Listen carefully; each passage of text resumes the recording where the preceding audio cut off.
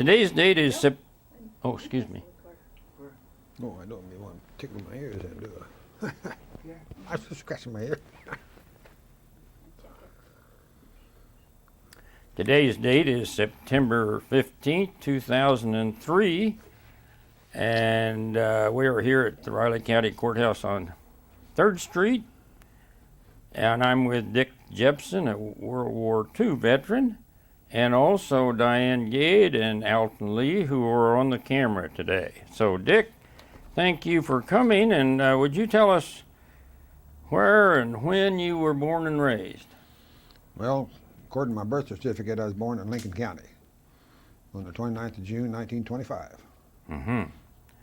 And tell us about your early education. Well, I mean... Did you go to grade school in Lincoln County and high well, school? I started grade school, I think, I don't remember much about that. See, we were a product of the bad farming and bad depression and all that sort of stuff, and I think, as I can regenerate the story, we moved to Hayes, and I must have been about 3 or 4, or 2 or 3, about 3, I suppose, because my mother went back to get a teacher's degree certificate to teach school. And I can't remember much of that. I can remember being in the, we moved to Ash Grove, Kansas, which is Lincoln County, northwest Lincoln County. And I can remember a little bit being in the third and fourth grade in that little village. It was a village. It's no more anymore right now. And then where did you graduate from grade school?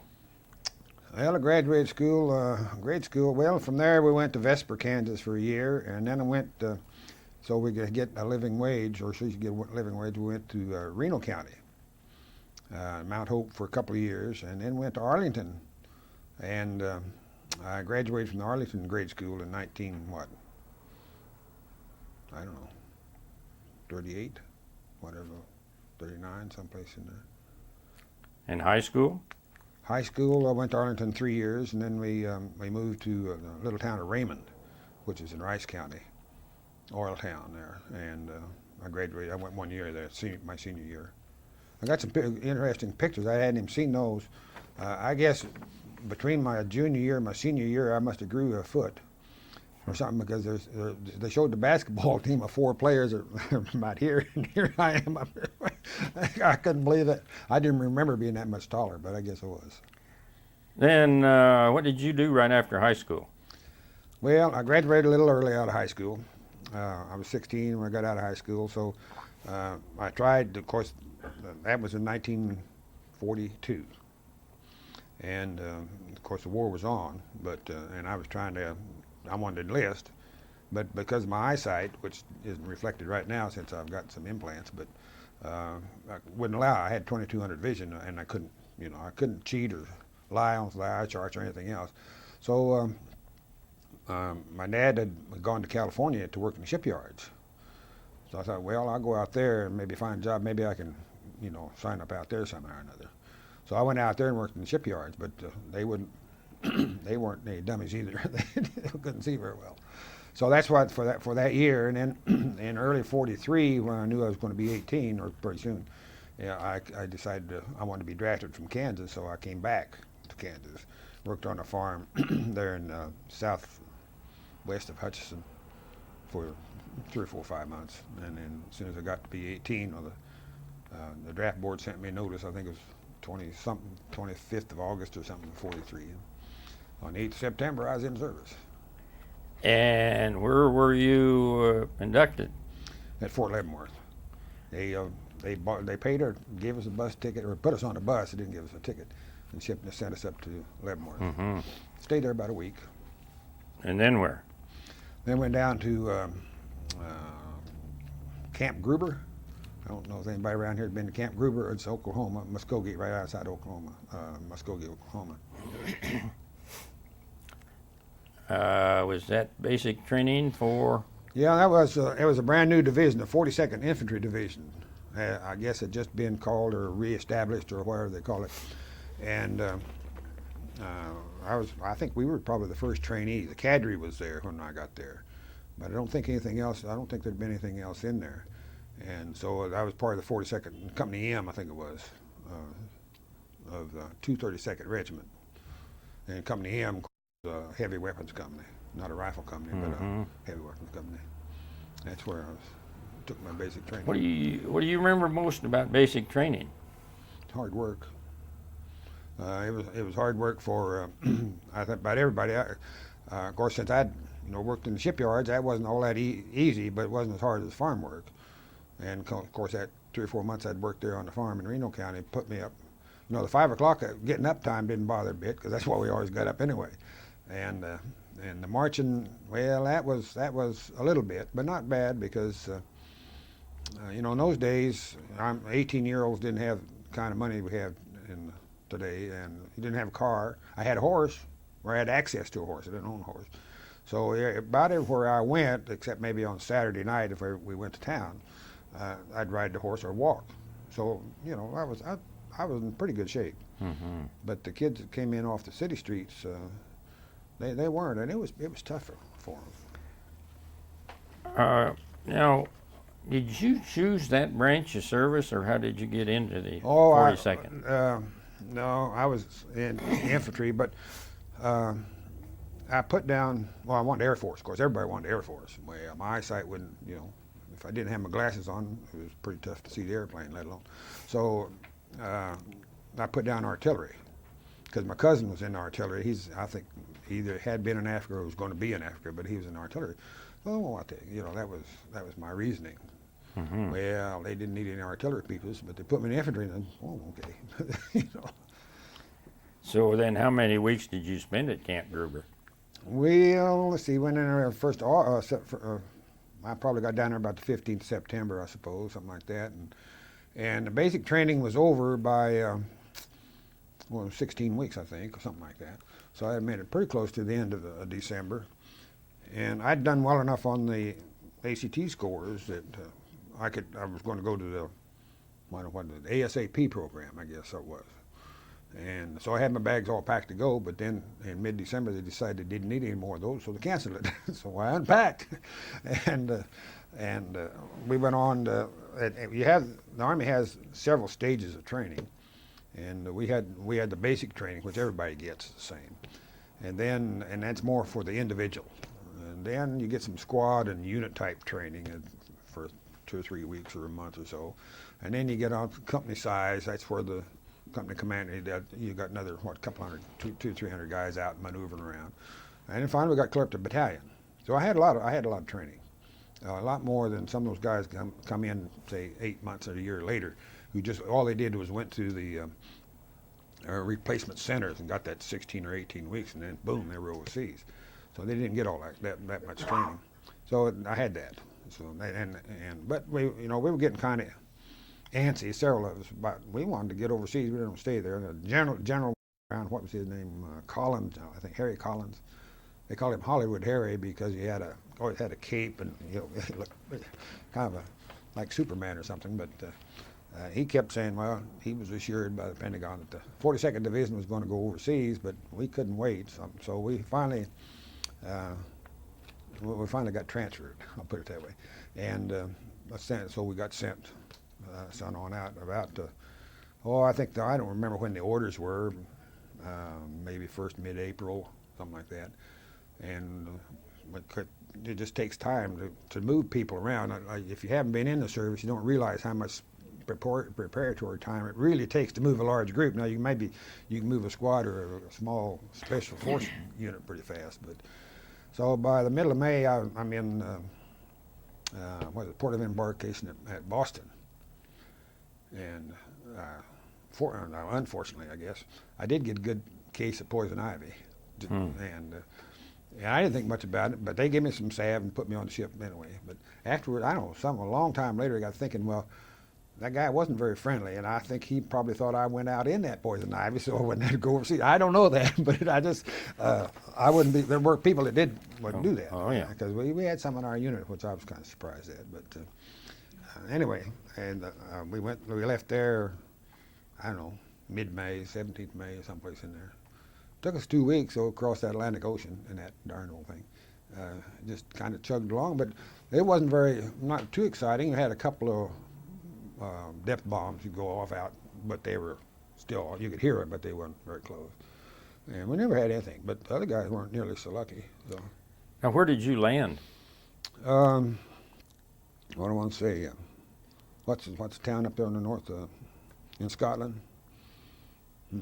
I can't say. Edinburgh? No. Glasgow? Glasgow, yeah, Glasgow, Scotland. I don't remember the date. I've got a record of it, but I don't remember what it We're was. in 44, though. 43? Yeah, 44. Okay. Yeah, May of 44. Okay, what happened then after you landed? Well, they put us in different replacement centers or companies or I don't know what the groups are. What are they called? They had small depots. That's what the replacement Depot, yeah. And we just kind of seen move down towards Liverpool. Every few days we'd go from one camp to another and march around that countryside a little bit, and then we'd go on to another one. And by June the 6th, we were down there pretty close to the coast. I can remember D-Day pretty well because all of a sudden these airplanes come over with the stripes on the wings, and that was the way they identified them. All the Allied aircraft was. But we didn't know that, and not too many of us knew that. Of course, a lot of people probably knew it, but it was all fairly classified, I suppose. Mm-hmm. And we couldn't figure what that was. But about an hour later, we heard about the invasion. So then that was June the 6th. So we kind of sat around and waited for our ship to come by or orders to go. And finally, I think it was the 4th of July when we left. I don't know where we left. I don't know. It might have been Liverpool. I don't remember where we left from. We left on a ship that I think it was a Seawolf. That one, for some reason, that name sticks with me. But Where'd you land then in France? on Omaha Beach. On Omaha. Yeah, it was a little quieter when I got there than when the guys got there 3 weeks earlier. But it hadn't been cleaned up or anything very much. There was still a lot of wrecked materials and things like that around.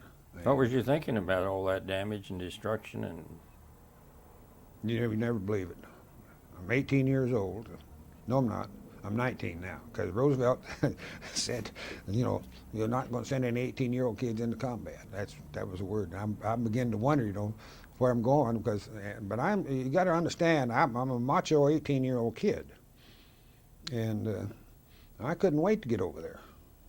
So, in my thoughts, when I landed, I said, well, all right, where in the hell are the Germans? That's why I'm thinking I'm ready to go. 6 weeks later, I was ready to find out which was the boat on the way home, but right then it was. Well, tell us then, where you entered combat. There in Normandy, they were probably anywhere from 3 to 5 or 6 miles inland. It kind of depended. And it was northwest of St. Lo. There was a town called St. Jean today, which is not very far. It's south of Isigny, which is almost on the coast. It's in a bay, kind of. And St. Jean today, probably 3 or 4 miles south of that. So they had taken that town. And it wasn't really a town, see, where I went. They were out, just out here in the field or the forest or whatever it was. It was kind of combination, like some of the lowlands around here in the Flint Hills. It's kind of open and enclosed. The hedgerows were beginning. By the time where I got, they were there. I mean, there were a lot of hedgerows. So you had these darn things, a couple 100 yards square with big hedges around them and a lot of trees. And Hautes-Vents is the name of the town, which means in French is high wind, I guess. But so it's kind of up on a hill. And I suppose maybe the wind come in from the ocean or something and blew. I don't know how they got the name, but it was a little bit. It was right west. It's really the high ground west of St. Lo, which had to be taken before the 29th Division could take St. Lo, or at least that's what I'm told. I believe that.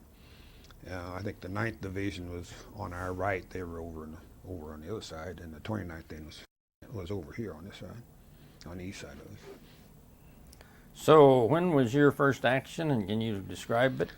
Oh yeah, it's kind of odd, in a sense, but not too. We went in there, 6 or 7 of us. went in to replace this machine gun company. See, they've already lost, with a machine gun platoon. What, I can't really remember how many they had, but they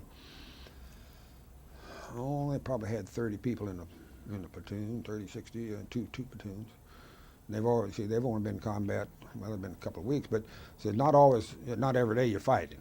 When you're in combat, you might fight pretty hard for a couple, 3 days, and then be off, or you may go for a week, pretty tough. But anyway, they'd lost at least that many. There was 15 of us went in as replacements.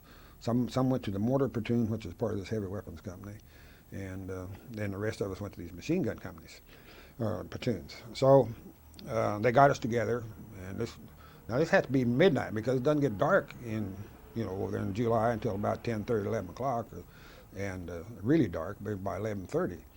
So we got in, and the sergeant takes us out, kind of in a column, and we're both supposed to be quiet, and we were pretty quiet, and go along, and a nice July evening, nice and warm, and he stops, and I don't know where the hell we are, but he stops, and he called out a couple of guys' names, or they know, or maybe they were first in line. I don't remember how he got them there, but anyway, he takes them up to the gun position, and he comes back, and while he's gone, I'm laying there on the back, and pretty soon I hear this plane going by, and I'm up there looking, and all of a sudden I see the tracers going out of that, and for that much of an incident, you think he's shooting at you, but he's not. But it just, you see the fire, you kind of wonder, but then automatically, since they're going that way, they can't be shooting at you. And then, I don't know, a few seconds later, you hear the gun going off. What it was a German plane shooting at the beach. He was straight for the beach, and so we kind of let him go, and anyway, the sergeant come back, and all right, follow me. So we going over, and what I said, I didn't mention, each machine gun platoon has 4 machine guns, 4 heavy machine guns. They're 30 caliber, water cooled, and 2 of them work together. They call that a section. So he'd go over, he'd leave these off, and he'd leave off some more, and then finally I'm one of the last 1 or 2. So he lets us off, and okay, get you a hole, or find you a hole, or dig one, or whatever. And okay, I'm looking around, and over here along the hedgerow, and of course you always get wherever you can find some cover, or anything at the ground, the best thing to get. But so somebody had half-heartedly, and it might have been a German dug one, I don't know, but he dug this thing in the side. It was on the hill, slope a little bit. So the one end of it was about a foot, maybe a 1.5 foot deep, I suppose. But the other end wasn't very deep. And I'm not going to dig it any deeper because I'm tired, And so we crawl in, and what it really was, what he had done, then he'd built it up with these bundles of, what do they call those bundles of sticks that they used for firewood over there, I think. And he just grabbed them from somebody's farm or something and just stacked them up around and put them over his head. And the overhead cover is probably as important as anything because of the trees and so on. So, nice night. So I go to sleep.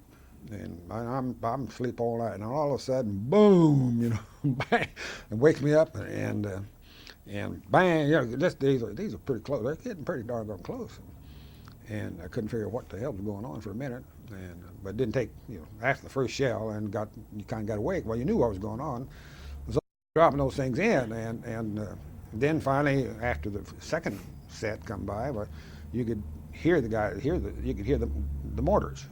That's why I knew the mortars. They were going to kind of a chung, chung, chung. They made a special sound. And they just kept dropping. I don't know, they must have fit 15, 18 rounds in. And they never got to my position outside that first bunch. But what they were doing was zeroing in on the machine gun. And somehow they must have heard us, or they'd sent a patrol out anyhow, or they heard us and sent a patrol out to find out what kind of racket's going on out there. And we thought we were pretty quiet. I don't know what it was. But one of them landed on the hedgerow, top of the hedgerow. And the shrapnel went down into the hedgerow where the medic was making coffee. And it killed him. And it put the gun out of action. And so the sergeant come by and says, well, we're going to move back to the hedgerow we left last night. So that's where it went. And the Germans didn't seem to mind us back there, but they didn't like us at that other place. So that was kind of interesting experience, I guess you could say. Now, you're near St. Lo. Yeah. And were you involved in the help in the capture of it or any No. area around it? Well, not directly capturing the town. Yeah, that was it. We had to take that high ground before they could really take St. Lo, without experiencing tremendous casualties or something. You almost always have to take the high ground surrounding the area. If you You remember, what do you remember about that great bombardment that they had? it ain't pleasant, I can tell you. And Were I'm you- still mad. Oh, tell Yeah. us about that. Well, we had been told, we got back, a lot of things went on ahead of that, but we'd got back and we're told that the Air Force was going to fly from west to east across the front, drop those bombs. They were going to use the bombs as artillery, which sound like 2,000-pound bombs or 500-pound bombs or whatever they're going to have, would makes that's a fair-sized artillery piece. They don't fire that big stuff, They may now with rockets, but so that would open up the pathway for us to go, because we were supposed to, when we were the lead battalion on this Operation Cobra for the breakout from St. Lo. So they told us all this story. Well, I don't know. Most of the stuff I read on said that bombing lasted 2 days, but I can remember 3. And it may not have been the big bombers that were doing it. It may have been another group that come in and missed their target a little. They have a tendency to kind of miss, and you have to you understand some of that. But and this one, I don't know. I don't quite understand it yet. But they told us to move back. So we didn't really move back. We'd already moved back. The 3 or 4 days before that, after they chased us back that 300 or 400 yards. So we just took our machine guns and set them up, took all of our belongings, everything we was going to have, which wasn't all that much, and set them up there by the trees. When the bombing was over, then we'd pick them up and away we'd go. So and here come the bomber. You hear them coming. And lay back and watch them. You can't hardly watch them. You just lay on our back and watch them coming. And up here, and you see the bombs come out. Oh yeah. Going back over here and hitting the Germans, and you kind of feel a little sympathy or empathy or something, but for those guys. But what the heck, they're the enemy. So, and that went on for about 2 or 3, or the squadrons or flights. I don't know. There wasn't very many airplanes that we dropped them, but we found, I didn't know what happened then, but as I understand it, the original bombs that created tremendous amount of dust and dirt, and I don't know whether there's much smoke. It was a little smoke, but it's mainly just fine dust and debris. And they were using a road that went from St. Lo to kind of out northwest towards some other town I've forgotten the name of as the bomb line.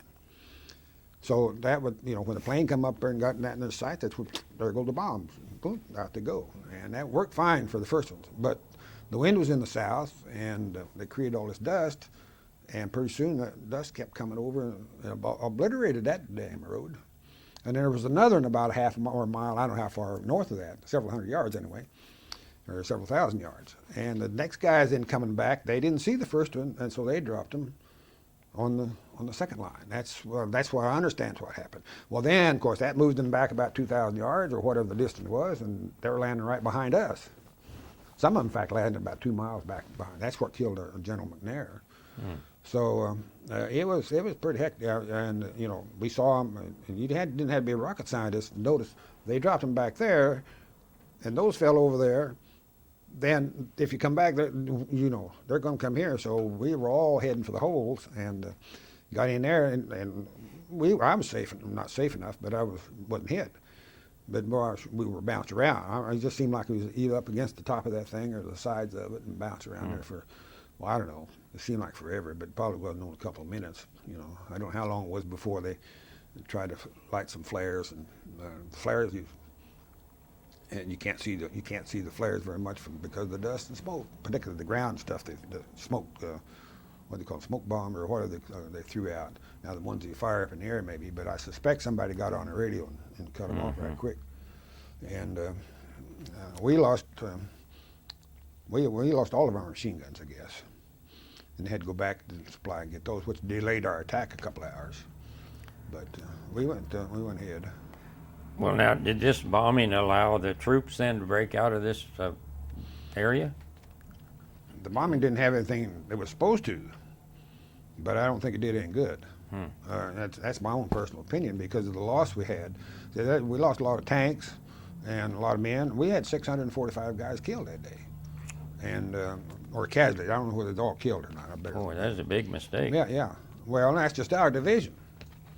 So, but we had the biggest share of them, and it was pretty tough. And we still never did get a very good explanation of why they went from north to south, west to east. Of course, Air Force. Oh no, we never did say that. And Bradley, I don't know. Well, then, how long did it take to regroup and break out of there, and what happened next? Well, I don't really know how long, but I imagine we were a couple hours late getting started, and which gave the Germans a chance to reorganize themselves to some extent, and then we just went out and got shot at and shot back, and finally got on our. Well, I guess we didn't quite take our. We got pretty close, within a few yards of the top of the hill we were supposed to take on the other side.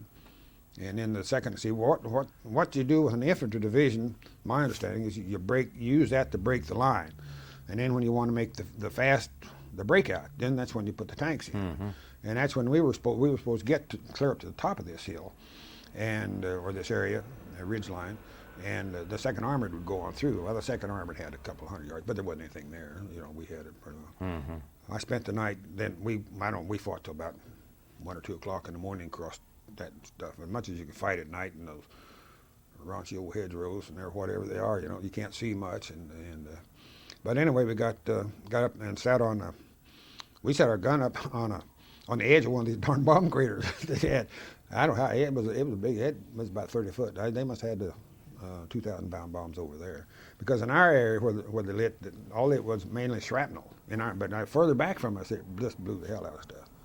But it just shattered it. I mean, it just ruined everything we had out there. Almost everything above ground was blown apart, but not in big craters. And then what happened next? Well, the breakout, we thought we were not necessarily having fun, I guess, but it was more fun than sitting still and getting shot at. At least here you're getting shot at. Well, but we just kept going south, losing people. But